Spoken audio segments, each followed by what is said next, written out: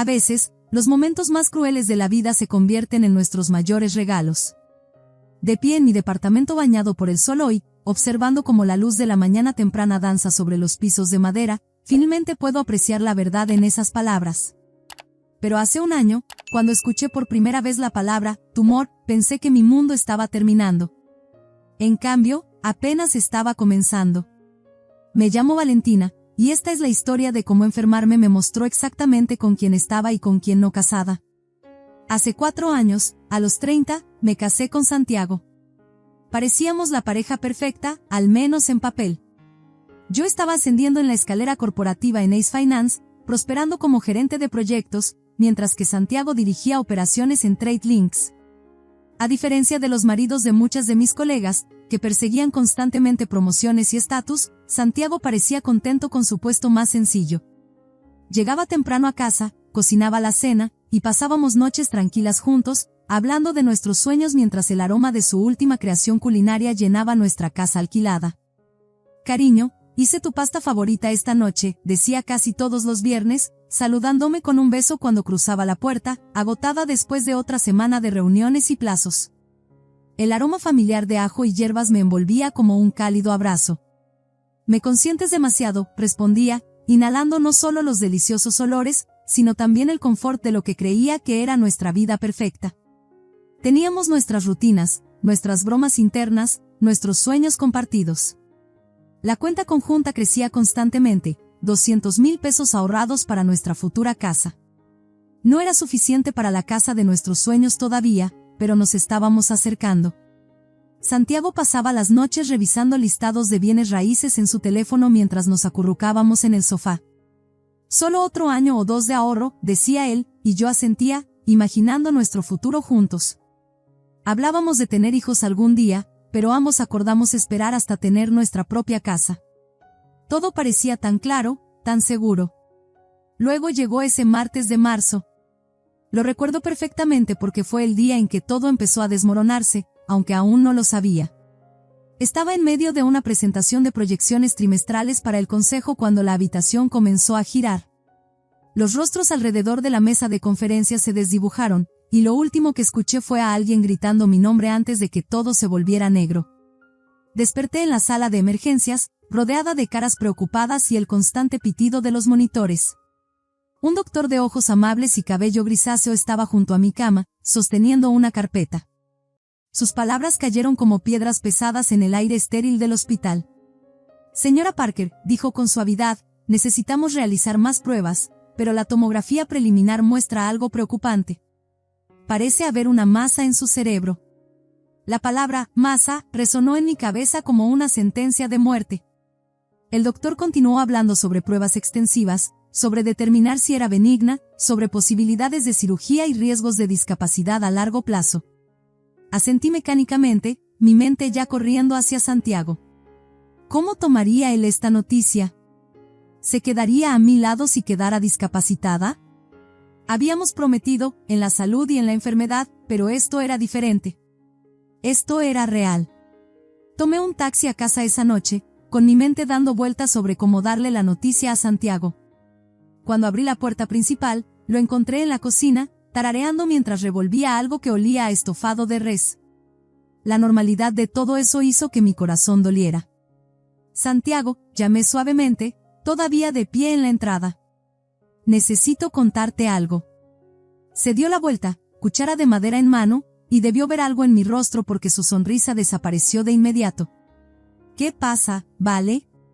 Le conté todo, el desmayo, el hospital, el tumor.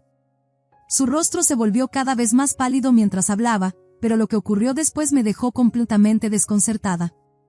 «¿Podrás seguir trabajando?», preguntó, dejando la cuchara a un lado. «¿Qué pasa si tienes que renunciar? ¿Tenemos suficiente dinero?». Me quedé allí, atónita. Mi esposo acababa de enterarse de que podría estar muriendo o enfrentar una discapacidad permanente, y su primera preocupación era el dinero.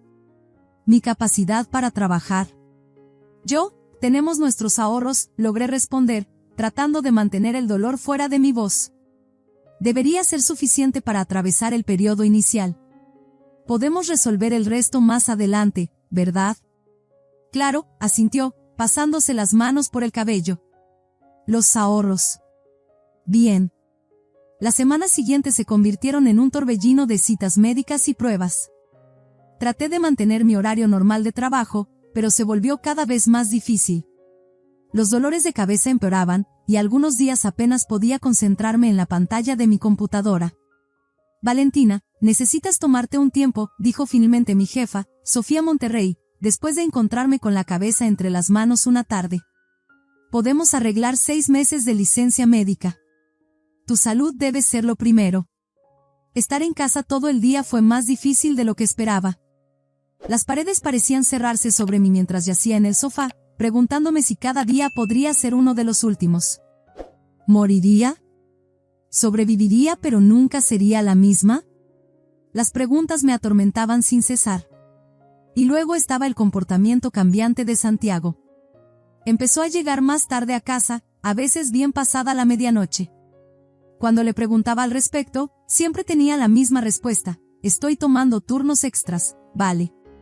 Necesitamos el dinero para tu tratamiento. Lo entiendes, ¿verdad? Asentía, demasiado exhausta por mis propios miedos como para indagar más. A veces lo escuchaba hablando por teléfono en otra habitación, en tonos bajos, pero me decía a mí misma que probablemente solo estaba lidiando con asuntos del trabajo. Mi mente estaba ocupada con pensamientos más oscuros. ¿Qué pasaría si el tumor fuera maligno? Si sobrevivía pero quedaba paralizada, ¿se quedaría Santiago para cuidar de una esposa discapacitada? Después de semanas tratando de manejar todo sola, finalmente me derrumbé y llamé a mi madre. Había estado evitándolo, no queriendo preocuparla. A su edad me tuvo tarde en su vida y ahora estaba en sus 70s. Pero la necesitaba más que nunca. Mamá, dije cuando respondió al teléfono, con la voz quebrada. Estoy enferma. No dudó. Voy para allá ahora mismo, cariño. Empacando mi maleta en este momento. Llegó al día siguiente. Estaba teniendo uno de mis peores días, apenas podía pasar del dormitorio al baño sin marearme. Me miró una sola vez y entró en modo madre por completo, como cuando era una niña pequeña con gripe. Tener a mamá allí era como estar envuelta en una manta cálida. Cocinaba, limpiaba, se aseguraba de que tomara mis medicamentos a tiempo y, lo más importante, sostenía mi mano durante los peores momentos cuando el miedo se volvía abrumador. Pero no todos estaban contentos con su presencia. El rostro de Santiago se tensaba cada vez que llegaba a casa y la encontraba allí. Forzaba una sonrisa y se retiraba al dormitorio o de repente recordaba correos de trabajo que tenía que enviar. Tu madre no tiene que quedarse aquí todo el tiempo, dijo una noche cuando estábamos solos. Puedo cuidarte yo. Pero apenas estás en casa últimamente, señalé. Porque estoy trabajando, espetó, y luego suavizó su tono de inmediato. Estoy trabajando por nosotros, vale. Mamá también notó la tensión. Después de 2 semanas, anunció que se iría a casa. Pareces más fuerte ahora, cariño, dijo, aunque pude notar que le costaba marcharse. Pero estoy a solo una llamada si me necesitas. Las semanas siguientes fueron un torbellino de pruebas médicas y visitas a la clínica. La casa se sentía vacía sin mamá, y Santiago pasaba aún más tiempo fuera, pero me obligué a concentrarme en mi salud, en pasar cada día, en esperar buenas noticias. Y finalmente, después de lo que pareció una eternidad, las recibí. En mi última cita, mi doctor estaba sonriendo mientras miraba mis resultados. Señora Parker, tengo buenas noticias, dijo, y sentí que mi corazón se detenía un instante. El tumor es benigno, y está en una ubicación donde podemos operarlo de manera segura. El riesgo de complicaciones es mínimo. Estallé en lágrimas de alivio. Después de semanas de incertidumbre y miedo, había esperanza, una esperanza real. No podía esperar para contarle a Santiago. Tal vez ahora las cosas podrían volver a la normalidad. Tal vez su comportamiento extraño solo había sido estrés por mi condición. Salí prácticamente flotando del hospital, planeando cómo le daría la buena noticia. Decidí ir directamente a casa, esperando alcanzarlo antes de que se fuera al trabajo.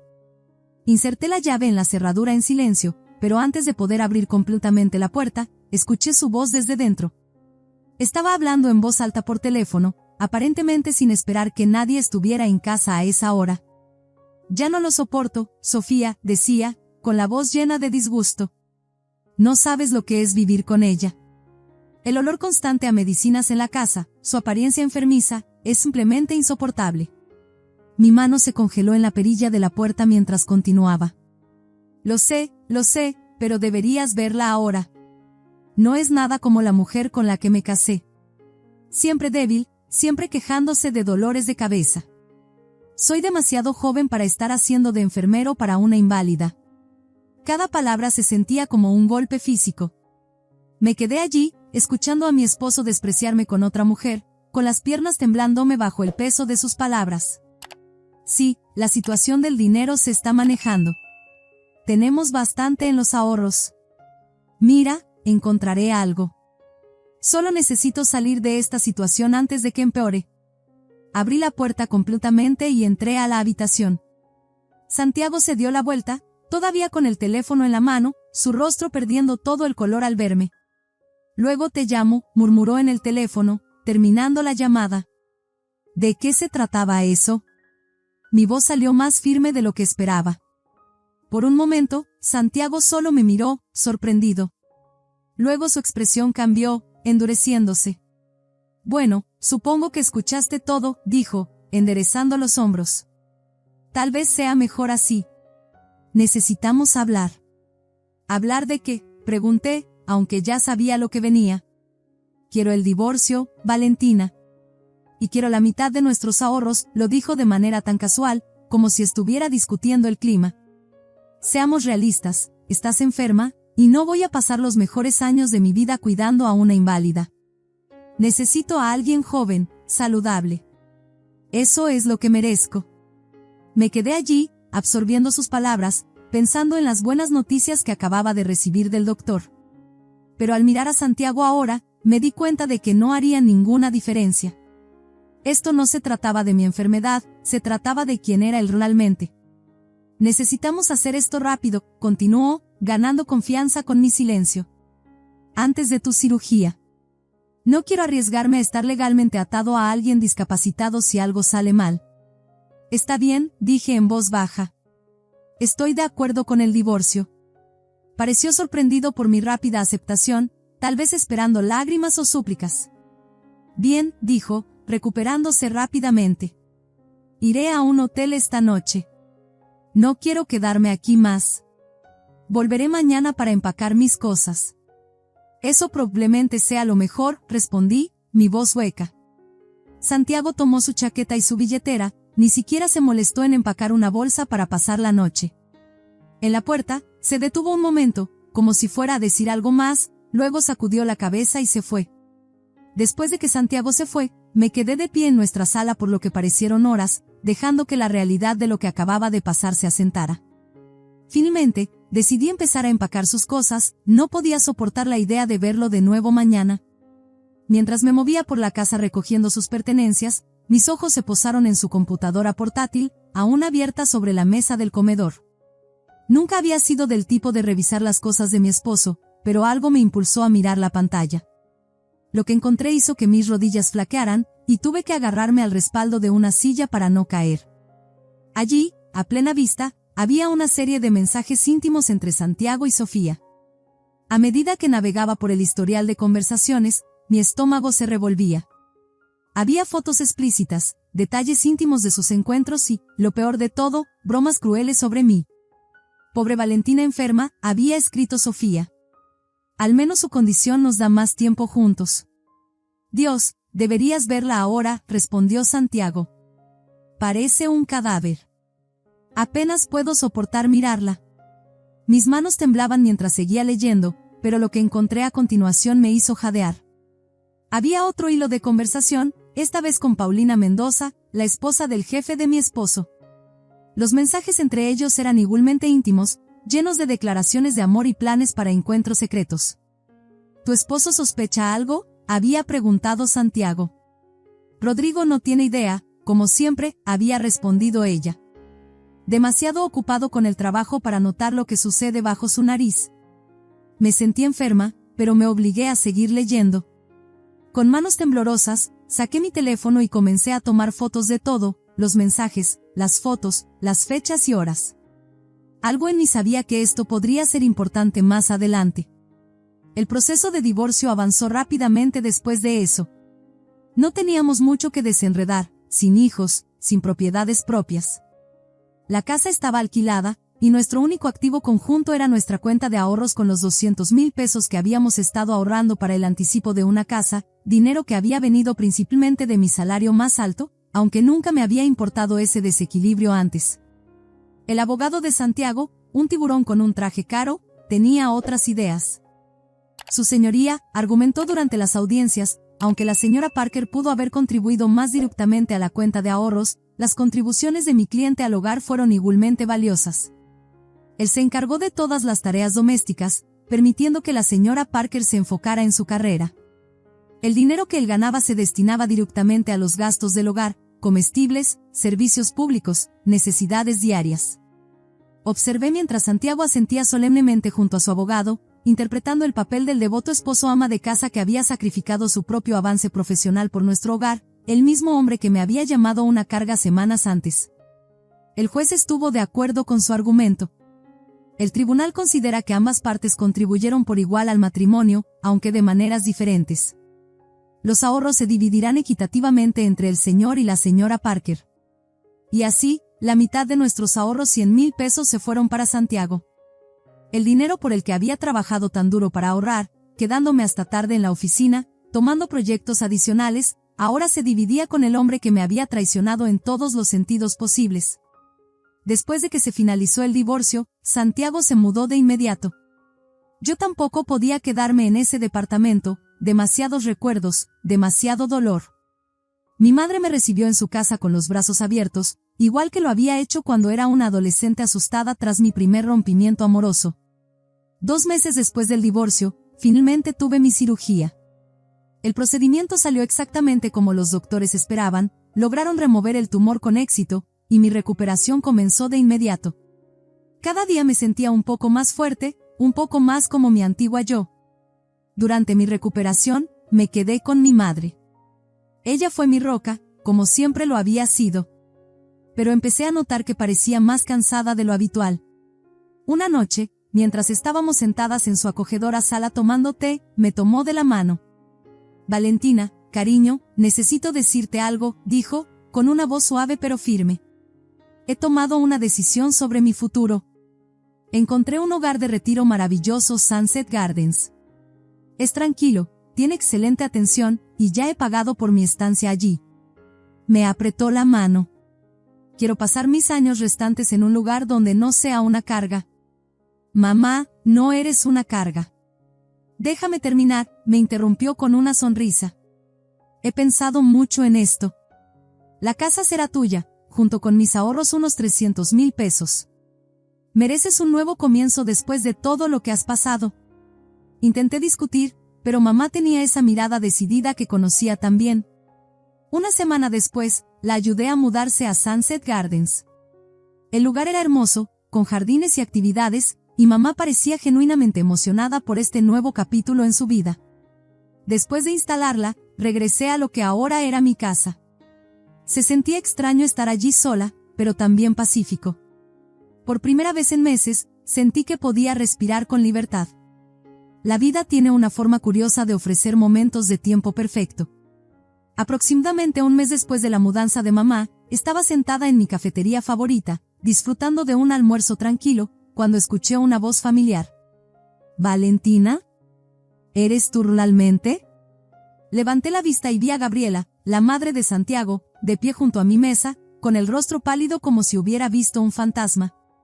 Hola, Gabriela, dije, señalándole que se sentara. No puedo creerlo, tartamudeó. Santiago nos dijo que estabas gravemente enferma. Se detuvo, luciendo avergonzada. No pude evitar reír. ¿Te dijo que estaba muriendo? Bueno, como puedes ver, estoy muy viva. De hecho, sigo trabajando en Ace Finance. Y mamá me dejó su casa, estoy planeando venderla y comprar un departamento más cerca de mi trabajo. El rostro de Gabriela pasó por una serie de emociones antes de asentarse en algo entre vergüenza y satisfacción. Sabes, dijo, inclinándose hacia adelante, Santiago está viviendo conmigo ahora. Esa mujer por la que te dejó, Sofía, le quitó hasta el último centavo que obtuvo del divorcio y luego lo dejó. Ahora no tiene nada. Tomé un sorbo lento de mi café, escondiendo mi sonrisa detrás de la taza. No necesitaba decir nada, el tono de Gabriela decía que estaba tan disgustada con el comportamiento de su hijo como yo. Él se lo buscó, añadió, sacudiendo la cabeza. Ahora tiene que afrontar las consecuencias. Mientras veía a Gabriela salir de la cafetería, sentí cómo se levantaba un peso de mis hombros. No le deseaba el mal a Santiago, había estado demasiado ocupada enfocándome en mi propia recuperación como para pensar mucho en él. Pero saber que el karma le había dado su merecido, bueno, estaría mintiendo si dijera que no se sentía bien. Estaba revisando algunas fotos antiguas en la sala de mi madre cuando escuché golpes agresivos en la puerta principal. Antes de que pudiera levantarme, la puerta se abrió de golpe, y ahí estaba Santiago, con el rostro rojo de ira y algo más, desesperación. «Me mentiste», gritó, irrumpiendo en la casa como si todavía tuviera derecho a estar allí. «Tu madre me dijo todo. Estás perfectamente bien». Me levanté lentamente, manteniendo la mesa de centro entre nosotros. «Sal de mi casa, Santiago». «¿Tu casa?». Se rió amargamente. «La casa que convenientemente te dejó tu madre después de nuestro divorcio, junto con todo ese dinero». Se pasó las manos por el cabello, un gesto que alguna vez encontré encantador pero que ahora veía como teatral. «Valentina, cariño, cometí un error. Estaba asustado y fui estúpido. Todavía te amo. Podemos empezar de nuevo». «¿Amarme?». Sentí un frío enojo subir por mi pecho. «Eres un traidor, Santiago. Me abandonaste cuando estaba enferma. Me engañaste. No quiero tener nada que ver contigo». «¿Por qué no me dijiste que te estabas recuperando?», exigió. «¿Por qué no me contaste sobre los planes de tu madre de dejarte todo esto?». Su voz se quebró con lo que probablemente pensaba que era emoción, pero que yo reconocí como avaricia. «¿Quieres saber por qué?». Me acerqué a él. «El día que descubrí que mi tumor era benigno, el día que corrí a casa para contarte las buenas noticias, fue el mismo día que te escuché al teléfono con tu amante, hablando sobre lo insoportable que era yo». Tuvo la decencia de estremecerse ante eso, pero se recuperó rápidamente. «Eso no es justo, Valentina. Deliberadamente ocultaste la herencia de tu madre durante el divorcio. Por ley, la mitad de todo esto me pertenece». «No, no es así», dije firmemente. «Mamá me dejó esta herencia después de que nuestro divorcio fue final. No tienes ningún derecho sobre ella». Ahora estaba gritando, su rostro cada vez más rojo. «¿Sabías que esto venía? Tú y tu madre planearon esto. Ocultaste bienes durante nuestro divorcio, eso es ilegal. Te demandaré, Valentina. Te llevaré a la corte y demostraré que deliberadamente ocultaste activos futuros durante nuestro divorcio. Tendrás que darme la mitad de todo». Me quedé en la sala de mi madre, observando la rabieta de Santiago con una calma que parecía enfurecerlo aún más. Cuando finalmente hizo una pausa para tomar aire, caminé hacia mi escritorio, saqué mi teléfono y abrí las fotos que había guardado meses atrás. «Antes de que sigas amenazándome», dije en voz baja, «creo que deberías ver algo». Le mostré las capturas de pantalla de sus conversaciones con Paulina Mendoza, la esposa de su jefe. El color desapareció de su rostro. «¿Recuerdas a Paulina, verdad? La esposa de Rodrigo, tu jefe?». Deslicé lentamente por los mensajes, dejándole ver cada detalle incriminatorio. ¿Te imaginas lo que pensaría Rodrigo de estos mensajes? ¿De las fotos? ¿De todos esos descansos para almorzar que decías pasar trabajando horas extras? «No lo harías», susurró, pero su voz ya no tenía nada de la arrogancia previa. «Estoy tratando de recuperarme de una enfermedad seria, Santiago. No necesito este estrés. No necesito tus amenazas. No necesito que irrumpas en mi casa exigiendo cosas». Bloqueé mi teléfono y lo dejé sobre el escritorio. «Déjame en paz, o Rodrigo recibirá copias de todo. Tú decides». Se quedó allí, con la boca abriéndose y cerrándose como un pez fuera del agua. Finalmente, retrocedió hacia la puerta. «Has cambiado», dijo, acusadoramente. «No, Santiago. Simplemente dejé de tener miedo. Después de que se fue, me senté y lloré, no de tristeza ni de miedo, sino de alivio. Esto realmente había terminado. Los meses siguientes fueron transformadores. Vendí la casa de mi madre a un precio excelente, gracias al mercado inmobiliario en alza. Con ese dinero y la herencia, compré un hermoso departamento en un edificio de lujo, a solo 3 cuadras de mi oficina. Las caminatas hacia el trabajo se convirtieron en mi terapia diaria, ayudándome a reconstruir mi fuerza paso a paso. La enfermedad había dejado su marca en mi cuerpo, había perdido casi 9 kilos durante lo peor, pero poco a poco empecé a recuperarme. Comencé a tomar clases de yoga en el gimnasio de mi edificio, reconstruyendo mi fuerza y flexibilidad gradualmente. Mi apetito regresó, y con él, mi energía. Mi jefa resultó ser más comprensiva de lo que podría haber esperado. Tómate todo el tiempo que necesites, me dijo durante mi primera semana de regreso. Estamos felices de tenerte de vuelta. Ella organizó un horario flexible para mí, permitiéndome asistir a mis citas de seguimiento y sesiones de terapia sin estrés.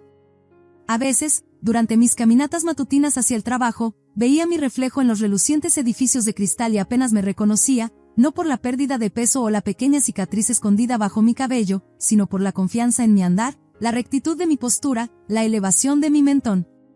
Ya no era la mujer que había tenido miedo de estar sola, de estar enferma, de no ser amada. A través de conocidos en común, ocasionalmente escuchaba noticias sobre Santiago. Seguía viviendo con su madre, habiendo gastado todo lo que obtuvo del divorcio con Sofía. Al parecer, había tenido que dejar su trabajo en Trade Links, si renunció o lo despidieron, nunca pregunté. Ya no importaba. Mi madre prosperaba en Sunset Gardens, haciendo nuevos amigos y aprendiendo a pintar con acuarela.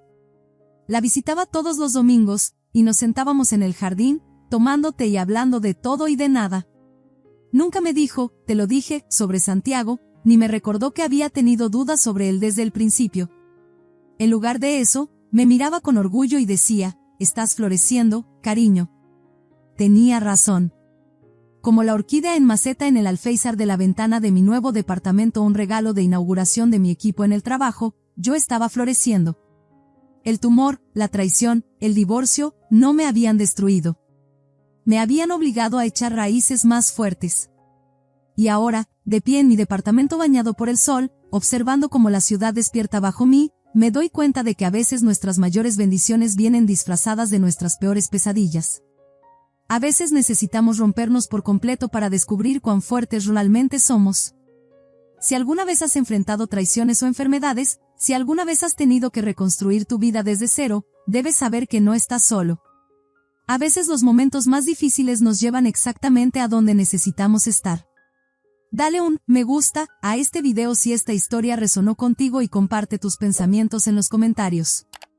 No olvides suscribirte para más historias sobre los giros inesperados de la vida y la fuerza que encontramos dentro de nosotros cuando más la necesitamos.